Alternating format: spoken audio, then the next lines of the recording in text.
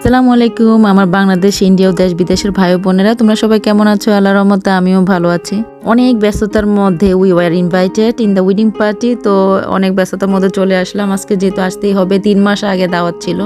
এই দেশের ওয়েডিং পার্টিটা আর আমাদের দেশের বিয়ে বাড়ি অনেক পার্থক্য সেটা আজকে তোমাদের সাথে শেয়ার করব সবকিছু আমি তোমাদের সাথে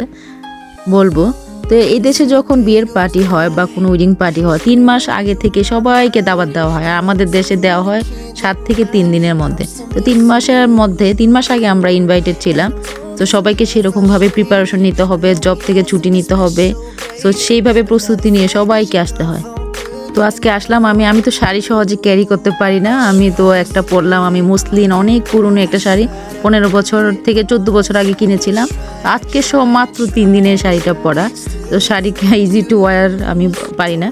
তো আমি সবসময় লেহেঙ্গা বা লং গাউন পরি তো আজকে ভাবলাম একটু শাড়িটা পরি এত টাকা দিয়ে কিনলাম পরা হয় না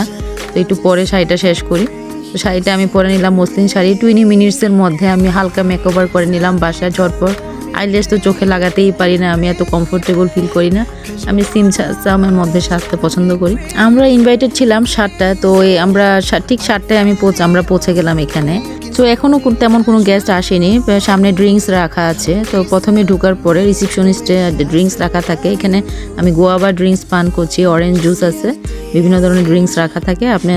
চাইলে যে কোনো মানুষ খেয়ে নিতে পারে তারপরে আমরা হলে ঢুকলাম হলে ঢোকার পর যেটা হলো সেখানে হচ্ছে সবাইকে ওয়েট করতে হবে আদার্স গেস্টের জন্য তো আমি এক ফাঁক দিয়ে কিছু ছবি তুলে নিচ্ছি আমাদের দেশে নিয়ম হচ্ছে আমরা যতজন গেস্ট আসবো একটাই যদি দাওয়াত থাকে স্টেপ বাই স্টেপ আমরা এক দোল খাওয়ার পর আরেক দোল খাই আরেক দোল খাওয়ার পর আরেক দোল খাই এখানে হচ্ছে যদি আপনাকে 500 জন ইনভাইট করা হয় তাহলে 500 জন আসা পর্যন্ত অপেক্ষা করতে হবে এবং একসাথে খাবার প্রেজেন্টেশন করবে সব কিছু একসাথে দেওয়া হবে এবং এন্ড অফ দ্য টাইম একসাথে সব কিছু শেষ হবে তো সেটাই এখানে রুলস এবং রেগুলেশন আমাদের দেশে হচ্ছে যতদিন এক ধাপের পর এক ধাপ আসে আর খায় তো এখানে অলরেডি বউ চলে আসছে দেখেন অ্যাট দ্য লাস্ট মোমেন্ট আমি ভেবেছিলাম যে বউর সাথে যিনি হাঁটছেন উনি হয়তো বা খালা হবেন বা বোন হবেন অন্য কিছু তো লাস্ট মোমেন্ট আমি যেটা জানতে পারলাম এটা হচ্ছে বউর মা এই দেশে হচ্ছে বউর সাথে মা হাঁটে এবং মা আগে চলে যায় বউ থাকে পেছনে সেটা দেখে আমার একটু হাস্যকর মনে হয়েছিল আমাদের দেশে হলে তো কত মাইন্ড কত মানুষ কত হাসতো মা তো অলরেডি আগেই চলে গিয়েছে বউকে রেখে তো সেটা হচ্ছে আমি শেষ মুহূর্তে জানতে পেরেছিলাম সেটা মা ছিল তো এইখানের কালারগুলো দেখেন ড্রেসগুলো একদম হালকা ন্যাচারাল কালার কিছু ব্রাউনি কালার থাকে সবার মধ্যে আমি যেখানে যাই শুধু এই কালারগুলোই দেখি সমস্ত হোটেলটা ফুলে ফুলে সাজানো ছিল কিছুটা 5 স্টার হোটেলের মধ্যে যেহেতু এটা বাফে লাঞ্চ হবে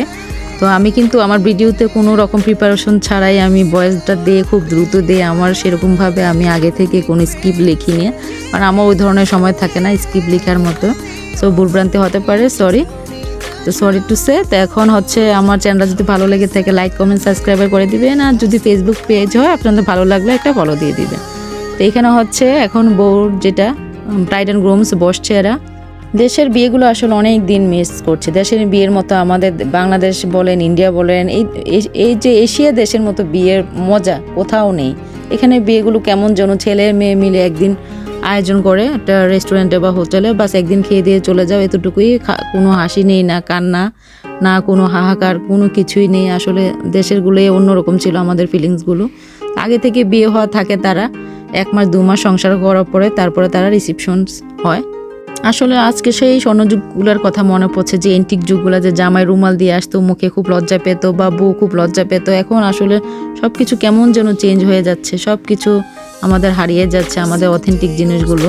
এদেশের কালচারটা একটু কেমন যেন ভিন্ন তো যাই হোক এদেশে যদি 500 জনের জন্য কোনো দাওয়াত এস্টিমেট বা অ্যারেঞ্জমেন্ট করা হয় ঠিক 450 থেকে 500 জনের জন্যই করা হয় most of the time absent থাকে আর আমাদের দেশে যদি 400-500 জন কোনো মানে বিয়ের অনুষ্ঠান বলেন যেখানে দাওয়াত দেওয়া হয় সেই জন্য এস্টিমেট বাড়ানো হয় 150 থেকে 2 জনের বেশি কারণ বেশি মানুষ চলে আসে এই দেশে দেখেন সবসময় খালি থাকবে অনেক মানুষ অ্যাবসেন্ট থাকবে ঠিক যতজন দাওয়াত দিয়েছেন ততজন মানুষই প্রেজেন্ট থাকবে প্রয়োজনে তার চাইতে কম মানুষ থাকে এটাই হচ্ছে অনেক ডিফারেন্স আর একসাথে ঠিক খাওয়া একসাথে সব শেষ আমি যেখানে চাকরি করি সেখানে যতগুলো ওয়েডিং পার্টি দেখলাম same time start same time end তো মানে দ্বিতীয়বার কোনো সুযোগ নেই আপনার খাবার নেওয়ার তো সবাই সময় নিয়ে 4-5 ঘন্টা অপেক্ষা করছে আমরা এখনও খাবার আসেনি